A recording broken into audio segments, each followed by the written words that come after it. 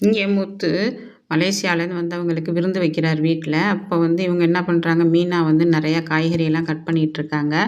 அப்போ விஜயா கேட்குறாங்க, "என்ன இவ்வளவு காய்கறியெல்லாம் கட் பண்ற? என்ன விருந்து வைக்க போறியா யாருக்கும்?" "ஆமா அத்த, இவங்க கார்ல வந்தவங்களுக்கு விருந்து வைக்க போறோம்." "ஆமாமா, போற பிச்சைக்காரவங்க வர்றவங்களுக்கெல்லாம் விருந்து வைங்க. உங்களுக்கு வேற வேலை இல்ல. யார கேட்டு இதெல்லாம் செய்ற?" அப்படிங்கிறாங்க விஜயா. உடனே அண்ணாமலை சொல்றாரு, "எனக்கு தெரியும். வெளிநாட்டுலேருந்து வர்றாங்க விஜயா. அவங்களுக்கு தான் அவன் விருந்து வைக்கிறான். போங்க போங்க, உங்களுக்கும் வேற வேலை இல்ல." அப்படிங்கிறாங்க. அப்போ முத்து என்ன பண்றாரு, எல்லாரையும் அழைச்சிட்டு வீட்டுக்கு வர்றாரு. வீட்டுக்கு வந்ததும் அவங்க அறிமுகப்படுத்திக்கிறாங்க. அப்ப அண்ணாமலை சொல்றாரு, "நீங்க எந்த நாட்டுலேருந்து சார் வந்திருக்கிறீங்க?" அப்படின்னு கேட்குறாரு.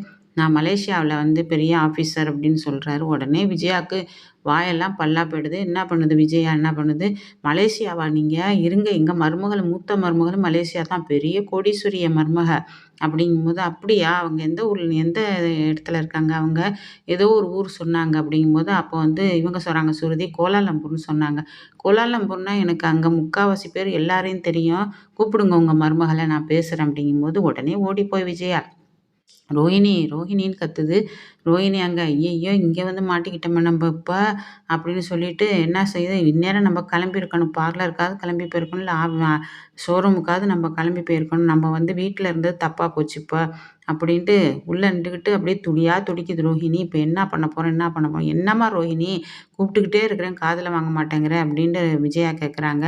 ஒண்ணுமே சொல்லல ரோஹிணி. ஒண்ணுமே சொல்லாதப்ப கதவ போட்டு தட்டு தட்டுன்னு தட்டுறாங்க. "சரி வாங்க, அவங்களுக்கு வர இஷ்டம் இல்ல போல தெரியுது." அப்படிங்கிறாரு மலேசியாக்காரரு. முத்துவும் அங்க தான் நிக்கிறாரு. இத கேட்டுட்டு என்ன, முத்து சந்தேகப்படுறாரு. இதுல இந்த பார்லர் அம்மா மொத்தத்துல எதுவுமே நல்லதுக்கு இல்ல. எல்லாமே ஃப்ராடு. இந்த பார்லர் அம்மா பண்றது எல்லாமே ஃப்ராடு தான். என்னதான் நடக்குதுன்னு பார்ப்போம் அப்படிங்கும்போது, உடனே ரோஹிணி கதவ தொறந்து "எனக்கு பல்லு வலிக்குது ஆன்ட்டின்ட்டு" சைகையில காமிக்கிறாங்க. செய்கையால காமிச்சு, "பல்லு வலிக்குது, நான் ஹாஸ்பிட்டல் போறேன்ட்டு" அதையும் சைகையாலேயே சொல்றாங்க. இத கேட்டுட்டு விஜயா சொல்லுது, "வாம்மா, நான் வர்றேன், இதுக்கு ஹாஸ்பிட்டலுக்கு நான் வரேன்." "வேணாம் வேணாம்" அப்படின்ட்டு அதையும் கையாலேயே காமிக்கிறாங்க. இப்ப முத்துவுக்கு சந்தேகம் ரொம்பவே முத்தி போச்சு. இதே இல்ல. இப்ப கன்ஃபார்ம் தான். இந்த பொம்பள மலேசியாவும் கிடையாது. இது வேற யாரோ ஃப்ராடு. இந்த வீட்ல மனோஜுக்காக இந்த வீட்ல பூந்திருக்கு அப்படின்னு நினைச்சுக்கிட்டு இருக்கும்போது, அப்ப சுருதி சொல்றாங்க, "நீங்க தனியா போ வேணாம் ஹாஸ்பிட்டலுக்கு, நான் வர்றேங்கிறாங்க." அதே மாரி சுருதி அழைச்சிட்டு போறாங்க. அழைச்சிட்டு போனா அங்க போய் நல்லா பேசுது ரோஹிணி.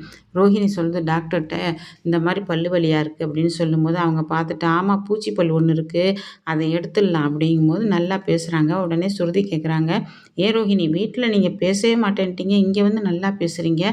அப்போ டாக்டர்ட்ட பேசி தானே ஆவணும் சுருதினா." அப்படிங்கும்போது, "நான் தான் உங்க கூட வரேன்ல. நீங்க அங்கே வாயே தொறக்க முடியாம இருந்தீங்கல்ல. இப்ப என்ன நல்லா பேசுறீங்க? ஏதோ பிரச்சனை உங்களுக்கு. அவங்க மலேசியாக்காரவங்களுக்கும் உங்களுக்கு என்ன பிரச்சனை ரோஹிணி?" அப்படின்னு சொல்லும்போது, சுருதி என்ன பண்ணிடுறாங்க, ரோஹிணிக்கு தெரியாமயே வீடியோ எடுக்குறாங்க. வீடியோ எடுத்துக்கிட்டு இருக்கும்போது அத ரோஹிணியும் பார்க்கல.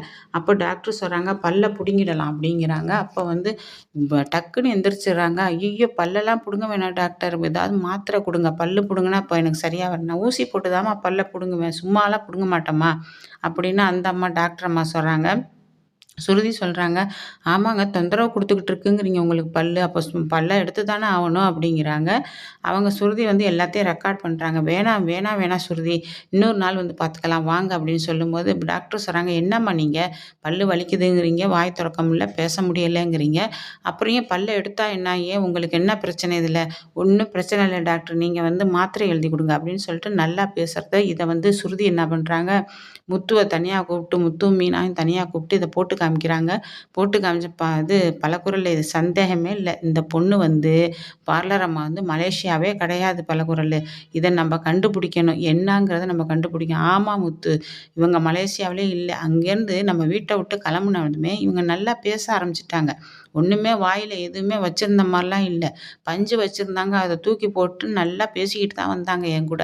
இவங்க ஏதோ நடிக்கிறாங்க. அவங்கள பார்த்துட்டு இவங்க பயப்படுறாங்க, மலேசியால வந்தவங்கள பார்த்துட்டு. "இதை கண்டுபிடிப்போம் வாங்க." அப்படின்னு சொல்லிட்டு வீட்டுக்கு போறாங்க. வீட்டுக்கு போனோனே அவங்க மலேசியாக்காரவங்க போயிட்டாங்கல்ல. இப்ப இவங்க பேசிட்டு இருக்கும்போது, மீனா வந்து கேட்குறாங்க, "இதுல என்னமோ தாங்க இருக்கு. நான் ஆரம்பத்துலேருந்து சொல்றேன்ல மீனா. இது வந்து பார்லர் அம்மா வந்து எதையோ மறைக்குது. எதையோ மறைச்சு தான் இந்த வீட்டுக்கு வந்திருக்கு. அத நம்ப கண்டுபிடிக்கணும்." என்ன பழக்குரல் சொல்ற? "ஆமா முத்து. நானும் இதுல வந்து கலந்துக்கிறேன். நானும் கண்டுபிடிக்கிறேன்." அப்படிங்கிறாங்க. இவங்க என்ன பண்றாங்க, எப்போதும் போல ரோஹிணி என்ன பண்றாங்க, வெளியில போறாங்க. வெளியில போம்போது சுருதியும் என்ன பண்றாங்க, ரோஹிணிய ஃபாலோ பண்றாங்க. ரோஹிணிய ஃபாலோ பண்ணி பார்லருக்கு போறாங்க. அங்க பார்க்குறாங்க.